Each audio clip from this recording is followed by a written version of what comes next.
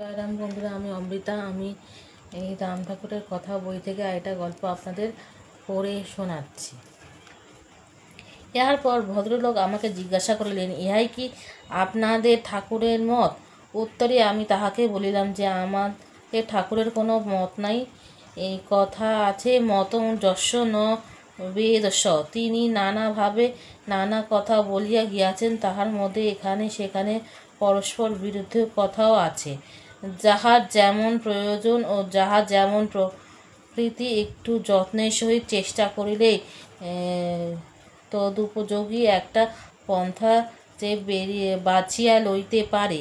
তিনি চাহিয়াছেন প্রত্যহ এবং যুক্তির ভিত্তিতে একটা মীমাংসা। ঠাকুরের কয়েকটি কথা অবলম্বন করিয়া তাহাই বুঝাইবার একটা চেষ্টা করা হইয়াছে এই পর্যন্ত, কিন্তু ইহা ঠাকুরের মত। এইরূপ মনে করিলে আমাদের অত্যন্ত ভুল বোঝা হইবে। আমার এই কথার উপর তিনি বলিলেন, আপনি যে বহুকাল ঠাকুরের সঙ্গ করিয়াছেন এবং তাহা বহু চিঠিপত্রে লইয়া আলোচনা করিবার সুযোগ পাইয়াছেন, সুতরাং ইচ্ছা করিলেই ঠাকুরের কথাগুলি লইয়া মোটামুটি একটা অতিমত দাঁড় করাইয়া দিতে পারেন এবং তাহা লোকের উপকারেও আসিতে পারে। আমি তাহাকে বলিলাম যে ঠাকুরের অনেক কথাই আমি বুঝিতে পারি না, সুতরাং তিনি যাহা বলিয়াছেন সেই কার্যের জন্য আমি পূর্ণ অনুপযুক্ত। সে কথা ছাড়িয়া দিলেও ঠাকুরের কেন্দ্রীয়বর্তী করিয়া আবার একটা মতবাদ সৃষ্টি করিতে যাওয়া কোনো সার্থকতা আছে বলিয়া আমি মনে করি না। একদিন কথা প্রসঙ্গে ঠাকুর বলিয়াছিলেন যে বাদ মানেই বাদ, অর্থাৎ বাদ দাঁড় করাইতে গেলে ছাড়িয়া কাটিয়া কিছু না কিছু বাদ দিতেই হয়।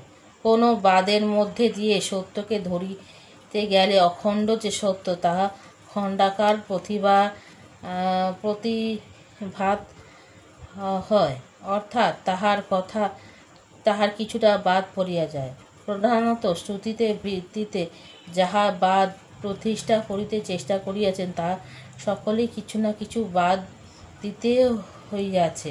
সমগ্র শ্রুতি কেহই গ্রহণ করিতে পারে না। আমার মনে হয় যে পৃথিবীতে যত প্রকারের বাদ বা ইসম প্রচলিত হইয়াছে, তাহার কোনোটাই গোটা মানুষটাকে ধরিতে পারে নাই। 3 হাত লম্বা মানুষটার জন্য কেহ তৈয়ার করিয়াছেন 1 হাত লম্বা একটা বাক্স, কেহ বা 2 হাত, কেহ বা বড় জোর 2 হাত। আর যেখানে জড়দন্ডি করিয়া এই ক্ষুদ্রায়তন বাক্সগুলির মধ্যে 3 হাত লম্বা মানুষটাকে আটকাইবার চেষ্টা করিয়াছে, দেখিলেই সেখানেই আসিয়াছে দুঃসহ যন্ত্রণা এবং অমানসিক অত্যাচার।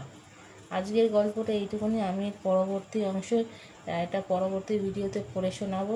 আমার এই প্রচেষ্টাটা ভালো লেগে থাকলে আমার এই চ্যানেলটা সাবস্ক্রাইব করবেন, লাইক, শেয়ার অ্যান্ড কমেন্টস করবেন। জয় রাম।